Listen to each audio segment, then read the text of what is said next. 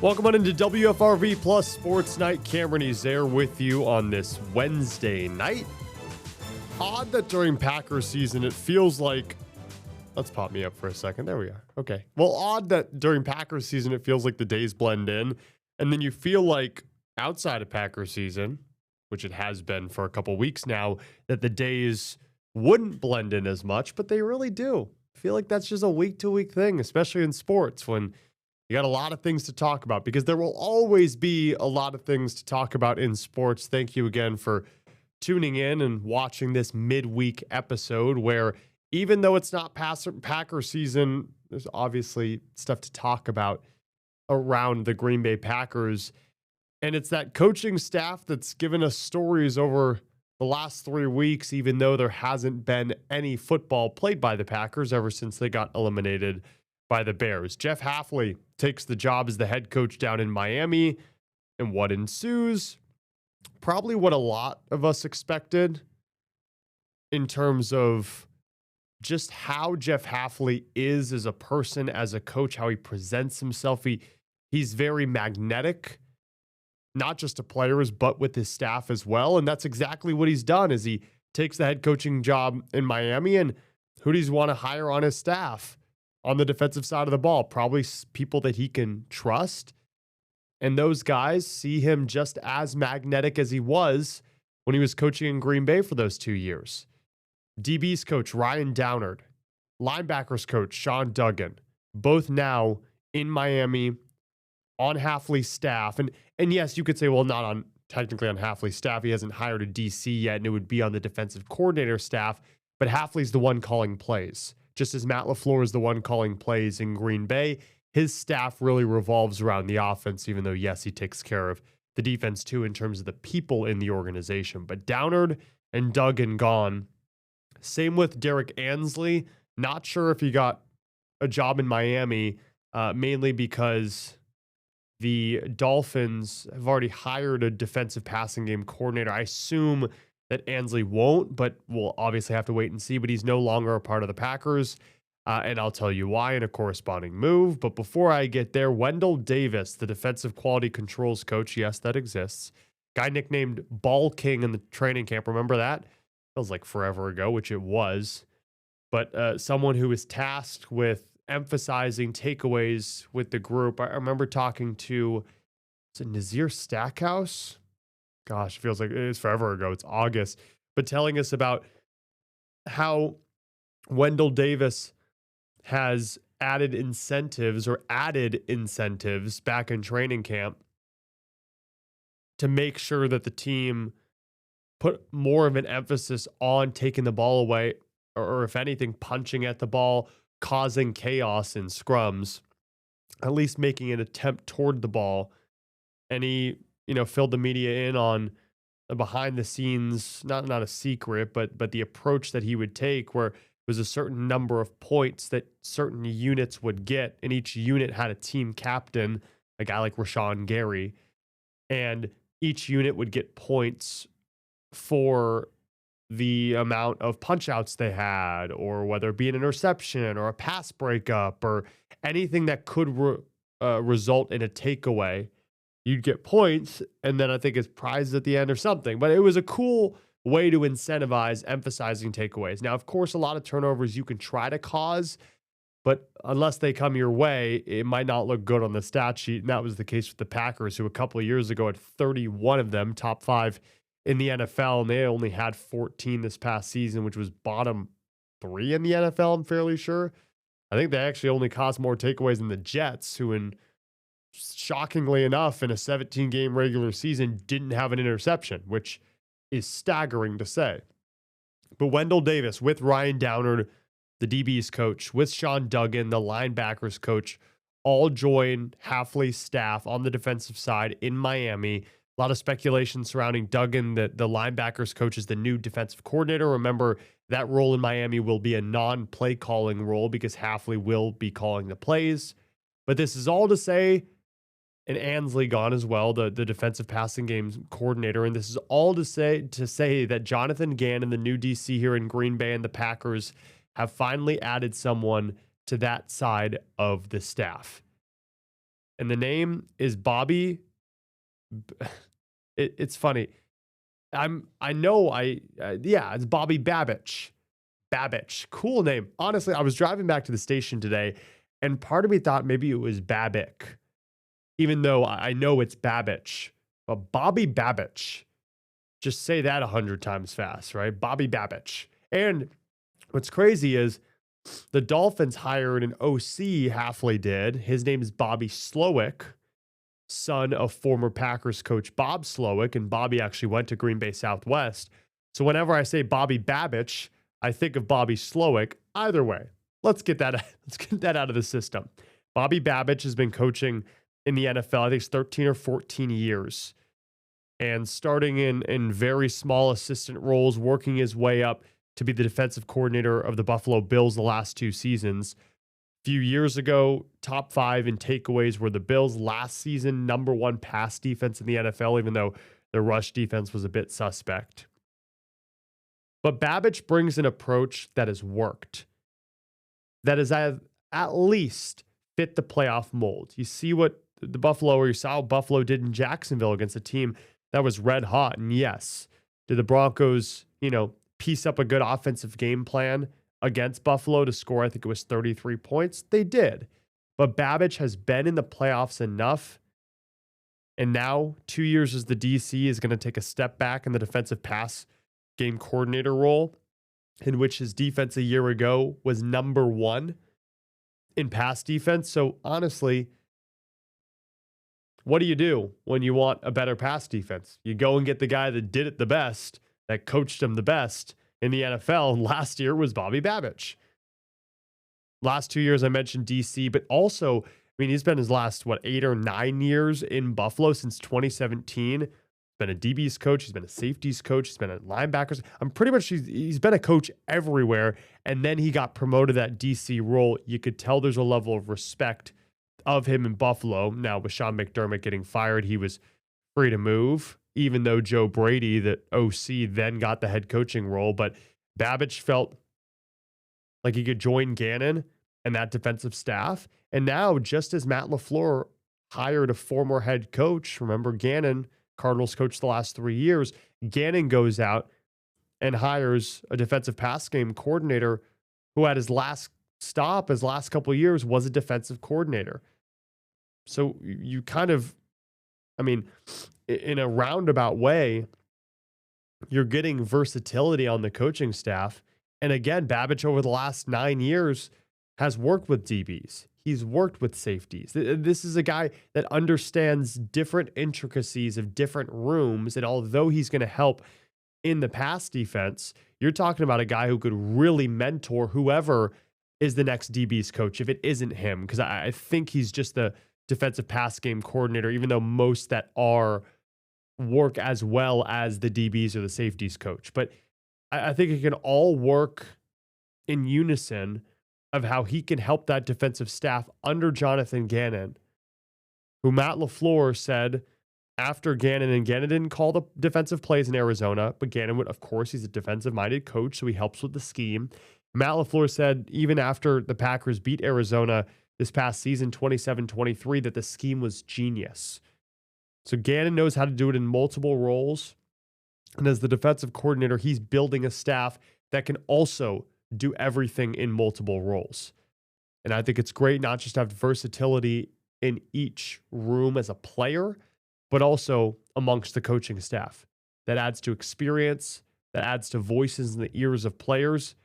And with the Packers, it's a lot of draft and develop. Carrington Valentine, Evan Williams, right? You name those guys, it'd be great to have extra attention on them, even though they've been playing well going into their third years. Hey, I've been there, done that. This coach as well. They can have more coaches in their corner that understand the ins and outs of their position group. So Bobby Babich, why do I feel I know I'm getting it right, but that name doesn't, it is Bobby Babich. Oh, that name is so complicated to say. The more I say it, the more I think that's not his name. Bobby Babich. Bobby Babich.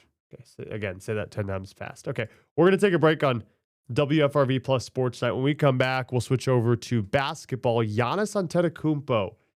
Been a lot of speculation about his future or lack thereof in the city of Milwaukee, playing for the Bucks. He's in year 13. Maybe it's time for him to go. And we had an update on that from ESPN Sham Charania earlier in the day. We'll break that down next on the show.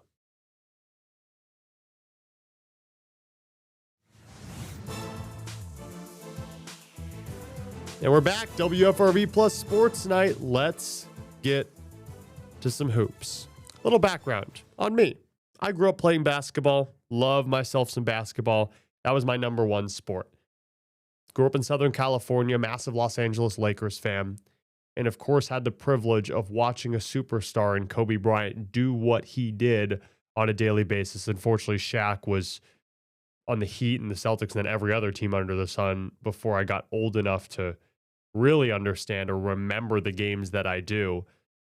And then in the last couple of years, the Lakers have traded for Luka Doncic. And of course, the last 7 years, LeBron James has worn the purple and gold. And you watch these superstars continue to progress as such superstars. Now, I'll tell you, when Kobe got injured, his swan song seasons, especially in 2016, you understood, okay, out of respect. And the Lakers didn't really have much else around them at the time. Now, D'Angelo Russell and Julius Randle and Brandon Ingram, now they're good players. But I'm saying at the time, very young, knew they really weren't going to go anywhere.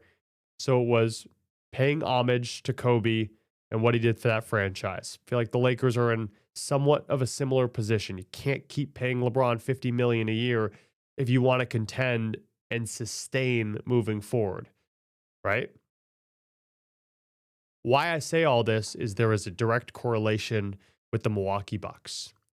Giannis Antetokounmpo is in his 13th season. Before the year started, of course, those back-to-back first-round exits and the failed experiment of Damian Lillard. And to be fair to the Bucks, injuries have not helped them, right? With Dame getting hurt, Giannis has been hurt each of the last couple postseasons. He hasn't been able to show the full arsenal that he can bring to the playoffs as he did in that championship run in 2021. But he's in year 13, and he said ad nauseum after winning back-to-back MVPs, after winning a championship, I want to bring a second championship to Milwaukee, or at least I want to win a second championship, as players do.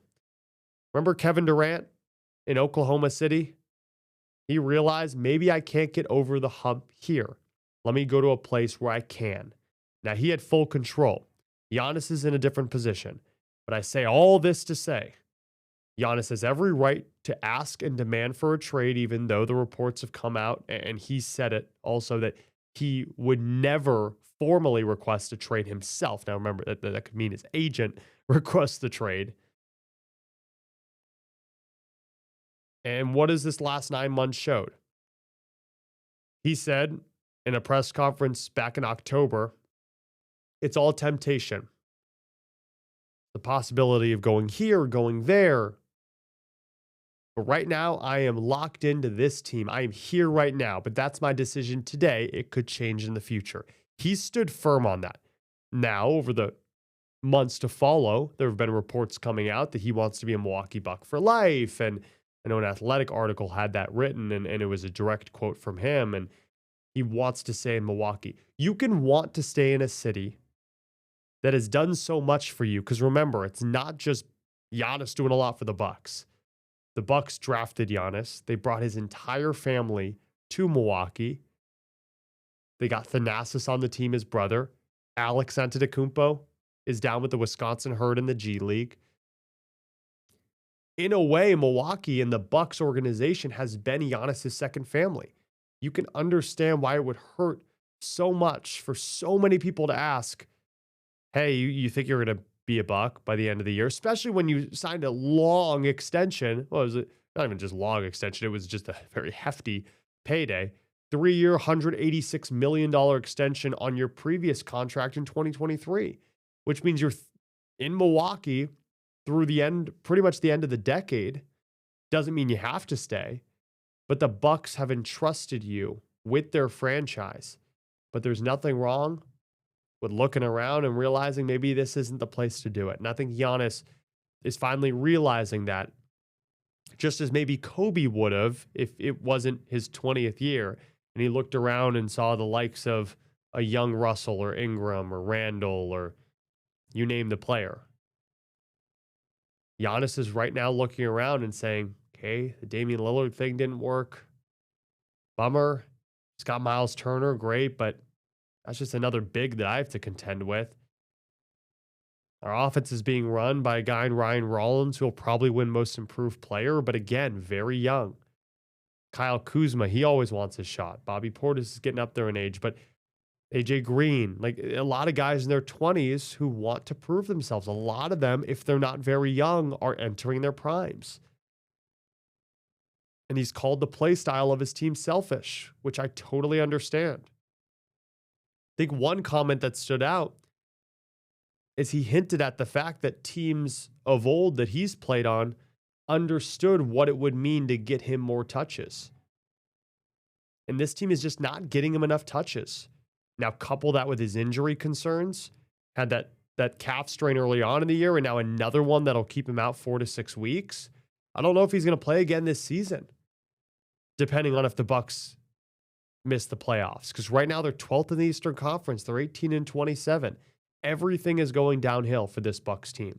So why in the world, on what you could consider the back half of his career, but really Giannis is just as good as he's always been, why in the world wouldn't he want to take a step away from, yes, a city that gave him so much, but go to a place in which he could possibly win a championship? Because I'll be the first to say, and I will not be the last, this Bucks team's not winning a championship this year, next year, the year after that. They're not built for that. They're built around a superstar. It's similar to what will happen in Denver if Jamal Murray ever leaves. And Nikola Jokic is looking around and saying, I don't know. Right? When a team is built around a star and really just that star, and you're in a city like Milwaukee, the smallest market in the National Basketball Association, you don't have the leverage like other teams do, the New York Knicks. I mean, name a couple others that don't just have their main superstar. The Lakers are one, but also have such great complementary pieces that can complement a championship winning team. Right now, Giannis is a part of a team that complements a rebuild, complements a good story or two. Maybe he goes on a winning streak, but not an NBA champion. Do I think that Giannis Antetokounmpo will leave? Well, today's report out of Shams Charania and ESPN hint toward that. Not only are teams making an aggressive push for Giannis before the February 5th trade deadline, but the Bucks are listening for the very first time. Again, this has not happened before, at least reportedly. There's been speculation that has been shot down both by Giannis and the coaching staff and his teammates about requesting a trade. Now, I do think Giannis does a great job with the media in separating himself from his agent. So I believe the reports are accurate that his agent has expressed concerns to the front office, has expressed the possibility of a trade if things didn't get better over the last few months, which they haven't, or over the next few months, which were the last few, and they just haven't. But now I think it's a culmination of everything coming together, wrapped in a burrito, and now Giannis wants a bite. It's not just the agent trying to force feed it to Milwaukee and the Bucks. Giannis is realizing the point of the career that he's at. And now that he'll miss nearly 6 weeks with a right calf strain, what's the point of sitting there wallowing and watching a team that is stagnant, where he says their chemistry is off? Now, again, Giannis is still locked down to a contract through the next few years. But those same reports saying that if a trade doesn't happen before that February 5th trade deadline, which is a week, I think it's next Thursday, then it will happen in the offseason. One team, at least speculation has surrounded maybe Giannis joining them, is Victor Wembanyama and the Spurs. Now, reports also coming out the Spurs do not want to make that deal. I don't really understand the deal if it's there. I think that if you're the Bucks, you'd want Wemby in return or a lot of draft picks or some of the young pieces on that Spurs team that are playing some good basketball. I don't know why you do that if you're the Spurs, which is why reports say that the Spurs have no interest. Remember the speculation around New York in the offseason? He was seen in the Big Apple. Always Big Apple. I always say that wrong. The Big Apple. So we'll see what happens. But I don't fault Giannis for wanting this if he does, because reports have come out that he does. And then he steps in front of the media and says, I want to be here now in the present.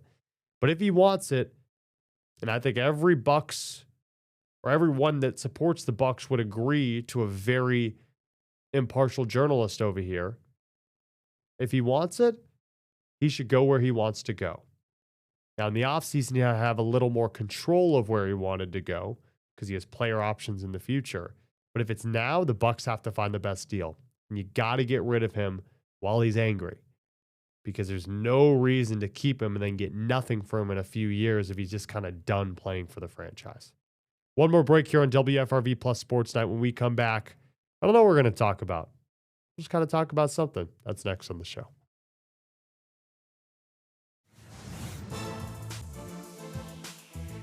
Time to wrap things up. WFRV Plus Sports Night. Do this thing. We've chatted Packers. We've chatted Giannis. Curious what others think about Giannis. I had Kyle Malzahn or Carson Fowler here with me, maybe even Brandon Reinhardt. It would be nice to get their 2 cents on it. But yeah, I really do think I think it happens before the trade deadline. But hey, we're done with that topic. Let's get to our final one. And honestly, did not brainstorm too far ahead of what this final topic would be. But let's chat about the Super Bowl matchup. I think that would be cool, right? Seahawks, Patriots rematch of Super Bowl 49. Tom Brady, of course, winning another ring based off of last-second heroics, that Malcolm Butler INT, in which Pete Carroll, for some reason, his play call was Russell Wilson, don't hand it off to the most dominant back in football, Marshawn Lynch, and instead try to throw a slant really close to the line of scrimmage and allow the other team to pick it off, but beside the point. I don't know if I'm intrigued by the Super Bowl matchup. I don't. Because from the outside looking in, the Seahawks should dominate. What the Seahawks did to the Rams toward the end defensively and what they showed offensively and have this entire playoff run and really the entire season. They have the weapons. Their tight ends are nails. Jackson Smith and Jigba is a bona fide superstar in what he's proven his first 3 seasons. I mean, 63 catches season 1 his rookie year, 100 catches season 2, leading the NFL in receiving yards season 3.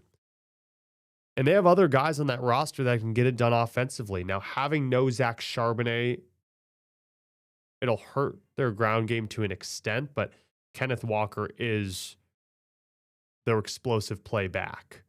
As much as Charbonnet's a really good back, I mean, Walker, the way he could bounce outside and pick out gaps and burst ahead, that speed is untouchable. And really, it is the unstoppable force of that offense against what has been the immovable object of the Patriots defense. There's a reason that Mike Vrabel is a really good coach defensively. It's because he's like one of them. He's pretty much a linebacker on that defense or a DN like he played back in the NFL. He has some Super Bowl experience. Oddly enough, the only 2 touchdown catches that he made, which is just weird to say because he was a defensive player, both in the Super Bowl, right? He already has a couple rings. I'm fairly sure he has 2 rings, or at least 1. And he walks in with an offense led by Josh McDaniels, who's been doing it forever, right? Even back to the DC Matt Patricia days with Bill Belichick as the head coach and that 3-headed monster on the staff. And Drake May, who's playing some confident football this season, but in the postseason has definitely been shaken up a bit. That O-line, that top 5 pick, Will Campbell, has struggled at tackle. And against guys like Leonard Williams and that Seattle front, it's going to be a tough one, folks. I lean toward taking the Seattle Seahawks because of what they've shown in terms of their powerhouse offense. And I really do think, I know the Rams put a good one on them, but that Seahawks defense, when they need to be, our shutdown. There's something about that rookie Nicky Manwari and something about the guys in the secondary that if I'm New England, I'm stressing out about a little. I think the two guys to watch out for the Patriots is Stephon Diggs. Did the Seahawks just take him out of the game? What does that look like? You put Cam Curl on him? Who do you put on Stephon Diggs? A guy that has been, everywhere, right? With the Vikings and the Texans and the Bills, and now he's found his way in New England in his first ever Super Bowl. Does he have a big performance? Do you let someone else beat you? And on the Seattle side, it has to be Sam Darnold's game. Over 300 passing yards, 3 tuds, and that win over the Rams. And even though Matt Stafford played one heck of a game, he outperformed him. So curious what that'll look like. I'll be talking about that more on WFRV Plus Sports Night tomorrow and next week leading up to the big game. But that'll do it for tonight. Thanks so much for tuning in, and we'll see you tomorrow.